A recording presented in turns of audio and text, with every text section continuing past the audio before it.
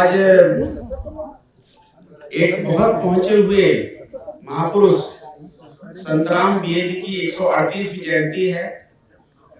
उनको मैं श्रद्धा सुमन अर्पित करता हूँ। हमारे बीच गौतम बुद्ध की तस्वीर है, उनको मैं नमन करता हूँ। साथ ही साथ रैदास जी को मैं नमन करता हूँ और हमारी आत्मा में रचे बसे डॉक्टर भीमराव अंबेडकर जी को मैं नमन करता हूँ, क्योंकि शायद वो इस धरा पर नहीं होते। उन्होंने अपना जितना जीवन काटा तो उनसे आज हमको ये बोलने की आजादी मिली हुई है। तो इन सबको मैं नमन करता हूँ। कुछ विषय को मैं उकेरना चाहता हूँ कि देश की परिस्थिति बड़ी गंभीर चुनौतीपूर्ण है।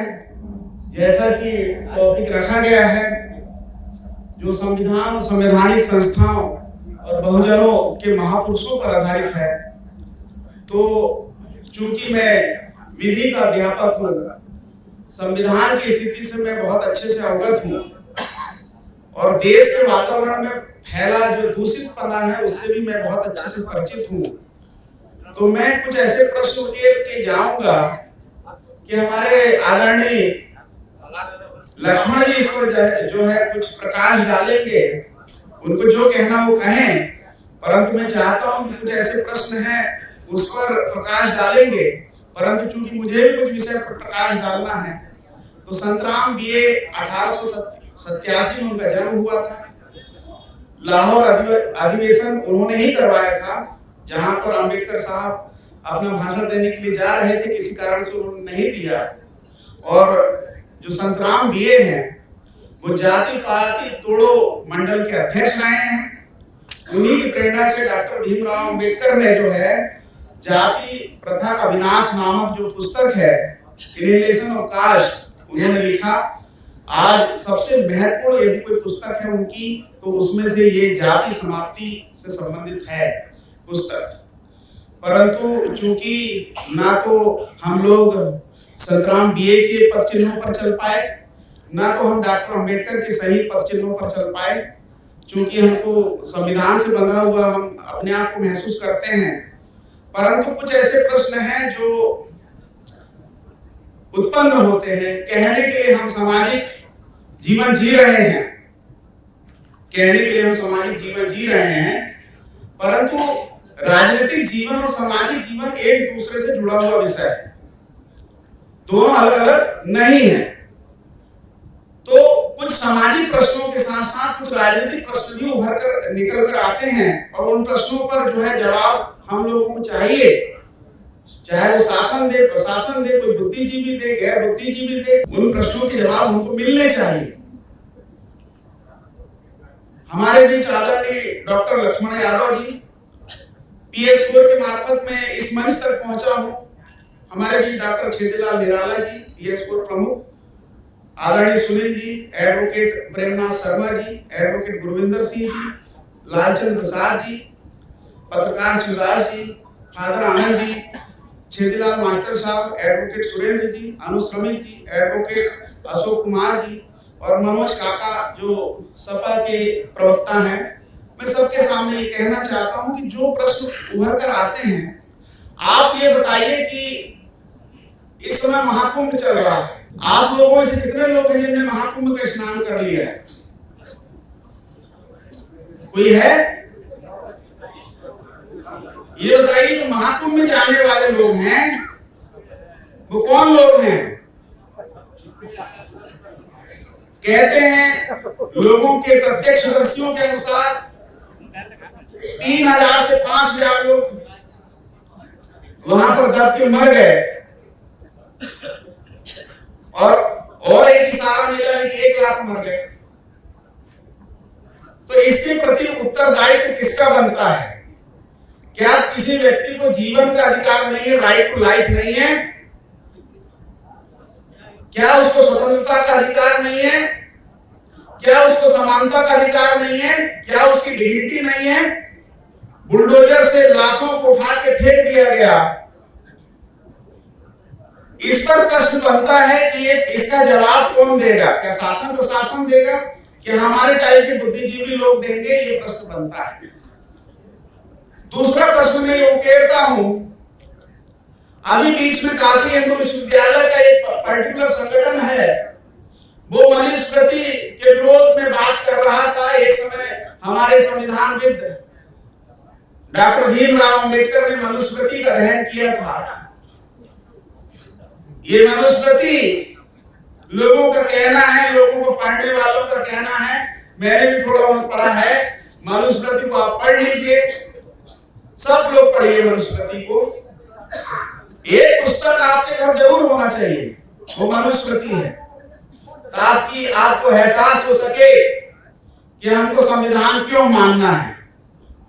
आपको इस बात का एहसास हो सके कि हमको संविधान क्यों मानना है, आप मनुस्मृति को पढ़ लीजिए। आप ये बताइए कि आप लोगों में से कितने लोग मानते हैं कि ब्राह्मण ब्रह्मा के मुख से पैदा हुआ है? मुझे आप ये बताइए। मैं कुछ नहीं पूछना चाहता, आप ये बताइए कि कितने लोग ये मानते हैं कि ब्राह्मण ब्रह्मा के मुख से पैदा हुआ है? अरे आप लोगों में से कई संकीर्तन में जाते हैं, कीर्तन में जाते हैं, स्नान करने जाते हैं, मंदिर जाते हैं। आप ब्राह्मणों की तरह तिलक लगाते हैं, जनेऊ धारण करते हैं, तमाम क्रियाकलाप कर रहे हैं। आप बताइए नहीं कितने लोग जो है ये मानते हैं कि ब्रह्मा के मुख से ब्राह्मण पैदा हुआ है। मैं ज्यादा प्रश्न नहीं करना चाहता। लोगों ने एक जाति एक वर्ग अपना बना लिया। ब्राह्मण की एक जाति एक वर्ग है, राजपूतों की 2-4 जातियां एक वर्ग है, कायस्थों की 2-4-10 जातियां एक वर्ग है, दलितों की जातियां ही जातियां फैली हुई है, ओबीसियों की जातियां जाति फैली हुई है, आदिवासियों की जातियां ही जाति फैली हुई है। कैसे हम लोग इतने निरंकुश हैं, या हम लोगों की समझदारी कहां मर जाती है? संविधान बचाओ, देश बचाओ, ये करो वो करो। अरे कम से कम इस बात को तो सोचें कि हम किस जीवन पद्धति या किस शैली पर जी रहे हैं। 15% लोग मूर्ख बनाते फिर रहे हैं, आप लोग मूर्ख बन जाते हैं, गुलामी करते हैं, चाटुकारिता करते हैं। आप ही बताइए 15% जो वोट है, क्या इस 15% वोट से हमारे आदरणीय इस समय मोदी जी की या योगी जी की सरकार है, ये बन जाएगी क्या? एक प्रश्न। 15% वोट से उनकी सरकार बन जाएगी क्या? नहीं बन सकती, तो फिर ये वोट कौन दे रहा है? प्रश्न तो नहीं है, इससे ज्यादा कोई बड़ा प्रश्न नहीं है। छोटी छोटी बात मैं आपके सामने उकेर रहा हूं, ये छोटे छोटे प्रश्न हैं। आप उनकी हां में हां मिलाते हो, आप उनके उन लोगों के पिछलग्गू हो, आप अपने बहुजनों के महापुरुषों को जानना नहीं चाहते, आप अपनी जातियों का वैभव और गौरव को समझना नहीं चाहते, आप अपने विचार को खो दे रहे हो जातियों में बट बट के। कितने एससी है जो ओबीसी का सपोर्ट करना चाहते हैं, और कितने ओबीसी है जो एससी का सपोर्ट करना चाहते हैं, ये मुझे बता दो। अब मेरी जात ऊंची है, ये छोटा है, ये ऊंचा है, ये नीचा है, यही सब बातें चलती रहती दिन रात। कभी कोई दुखी होता है तो लोग हंसते हैं, अपनी जाति समाज के लोगों के साथ कोई अन्याय अत्याचार हो रहा है तो मेरा वर्ग नहीं है, मेरी जाति नहीं है करके दूर हट जाते हैं। आपको आंदोलन करना सीखना चाहिए, आपको नीति निर्धारक बनना सीखना चाहिए। कैसे नीति निर्धारक बनोगे? शासन सत्ता पाना है तभी तो नीति निर्धारक बनोगे। आप अपने अभी ये बात है, यहां पर सेंट्रल बार जस्ट बाजू में है, कितने ऐसे दलित भाई हैं जो अध्यक्ष बन पाए हैं? कितनी बार कोई अध्यक्ष बन पाए हैं?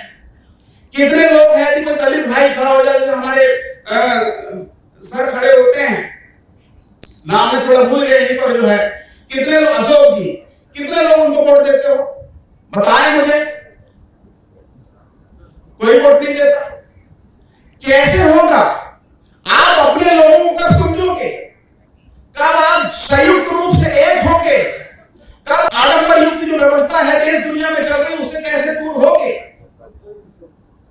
कब पूजा पद्धति को आप छोड़ोगे? कब अपनी अंतरात्मा की आवाज सुनोगे? यहां तक कि डॉक्टर भीमराव अंबेडकर ने अपनी अंतरात्मा की आवाज सुन के जो है हिंदू धर्म का त्याग कर दिया था। आप अपने धर्म का त्याग कब करेंगे? कब विचार कर रहे हो आपकी जो है खुद को हमको स्वीकार करना है? मैं बहुत सारी बातें नहीं कहना चाहता, ये हमारे द्वारा बुना ही जाल है जिसमें हम खुद फंसे हुए हैं। मैं किसी ब्राह्मण को दोष नहीं देना चाहता, मैं किसी ठाकुर को दोष नहीं देना चाहता, मैं किसी कायस्थ को दोष नहीं देना चाहता। ये दोष हमारा खुद का है। हमारी संख्या को हम क्यों नहीं महत्व देते हैं? आज तो लोकतंत्र है। डॉक्टर भीमराव अंबेडकर ने जो भारत का संविधान बनाया उससे बड़ा और उससे सुसंस्कृत संविधान पूरे विश्व का कोई नहीं है, तो उसको समझने की आवश्यकता है। कालांतर पर बहुत सारे मुद्दे आ रहे हैं। मैं इस पर हमारे यादव साहब का जो है ध्यान आकृष्ट करवाना चाहता हूं कि सर, नई शिक्षा नीति पर भी आपके विचार जरूर आने चाहिए इस मंच से, क्योंकि ये बहुत गंभीर मुद्दा है कि ये नई शिक्षा नीति की आड़ में क्या किया जा रहा है, थोड़ा आप हमको बताएं।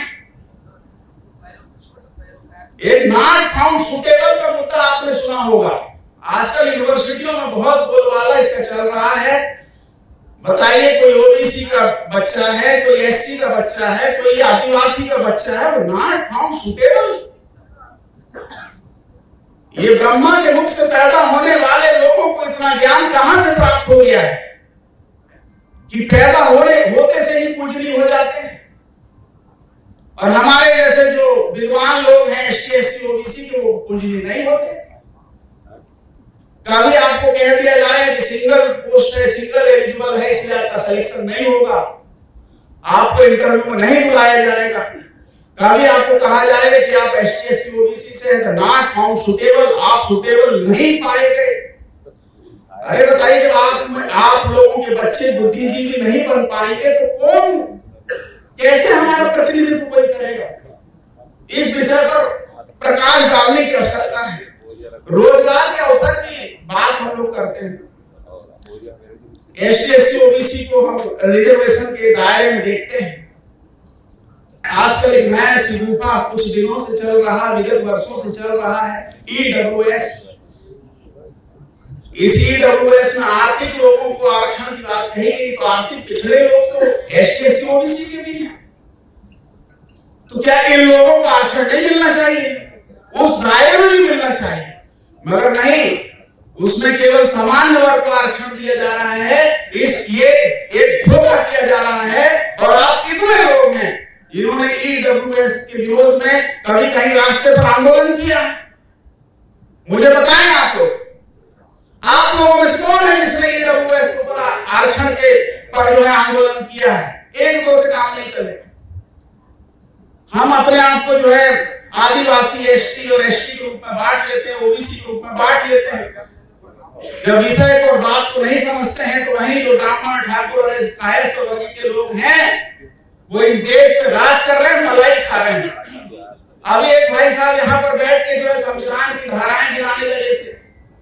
देखो, ये पुस्तक है ना, मैं वो वाला हूँ। पुस्तकों का महत्व वहीं तक है, उसमें कुछ चीजें लिखी है, व्यवहार में कितनी है उस पर बात करिए। और व्यवहार में कैसे आएगी? जब हमारे लोग शासन सत्ता में आते हैं तो वो कितने व्यवहारिक हैं उस पर बात करिए। हमारे एसटी एससी ओबीसी के कितने प्रतिनिधि इस समय संसद में है, लोकसभा में है, विधानसभा में है, बात करिए। और उनका कितना फर्ज है इस हमारे एसटी एससी ओबीसी समुदाय के प्रति, उस पर भी बात करिए। क्या उन लोगों की जबान और चोट नहीं खुलती है संसद में? क्या मोदी सरकार में कोई एसटी एससी ओबीसी नहीं है जो हमारे अधिकारों की सुरक्षा कर सके, हमारे बाबा साहब के संविधान की ईंट को मजबूती से पकड़ सके? और जो गिरने वाला जो भवन है संविधान लौटने की कोशिश कर रहा है, क्योंकि ये लोग हिलाने में लगे हुए हैं दूसरा वर्ग, तो क्या उसको संभालने का उत्तरदायित्व किसका है? इस पर भी तो सोचें।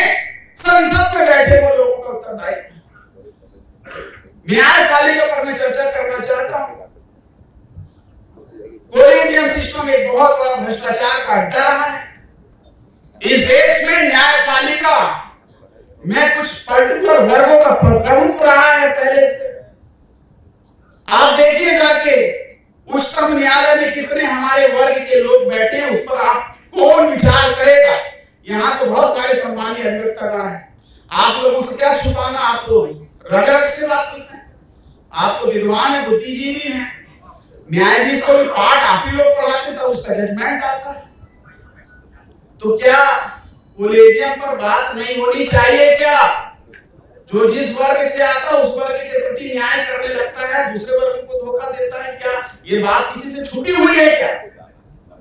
ये प्रश्न उठते हैं, इस पर भी बात होनी चाहिए।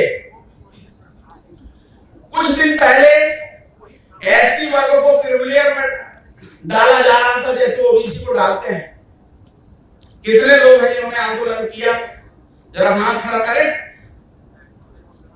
प्रिविलेज की अवधारणा में एससी वर्ग को डाला जा रहा था, कितने लोग हैं? उस आंदोलन में किसने प्रोटेस्ट किया वो अपना हाथ खड़ा करें। 2 4 10 हाथ दिख रहे हैं। चलिए, कुछ तो संख्या है कि आपने आंदोलन को मजबूती प्रदान करने की कोशिश की।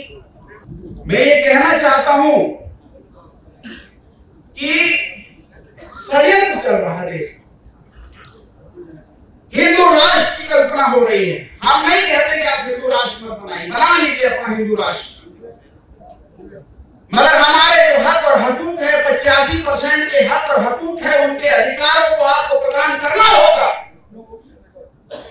हमारी भागीदारी होनी चाहिए, हमारा पूरा प्रतिनिधित्व होना चाहिए। हम 15% लोगों से अपना प्रतिनिधित्व मांग रहे हैं, गजब की बात है। हमसे लोगों को प्रतिनिधित्व मांगना चाहिए था, आज हम लोगों से प्रतिनिधित्व मांग रहे हैं, ये शर्म की बात है। हम लोगों को एकजुट होना पड़ेगा। अम्बेडकर साहब ने कितनी बार कहा संघर्ष करो, ये करो, वो करो, संगठित रहो, फलाना रहो। तब समझोगे नारे को लगाओगे क्या?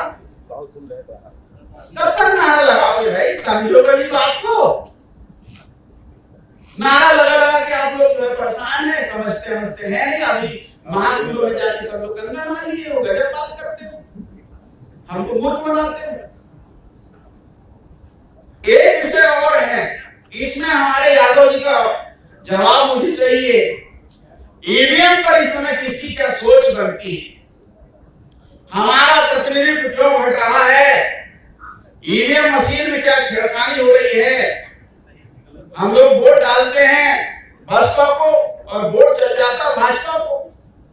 ये कोई ना कहे कि ये राजनीतिक विषय है, ये एक मतदाता का दुख है। हर विषय जो है समाज से जुड़ा हुआ विषय है। हमारे लोग क्यों नहीं आ रहे, प्रतिनिधित्व क्यों नहीं कर रहे हैं?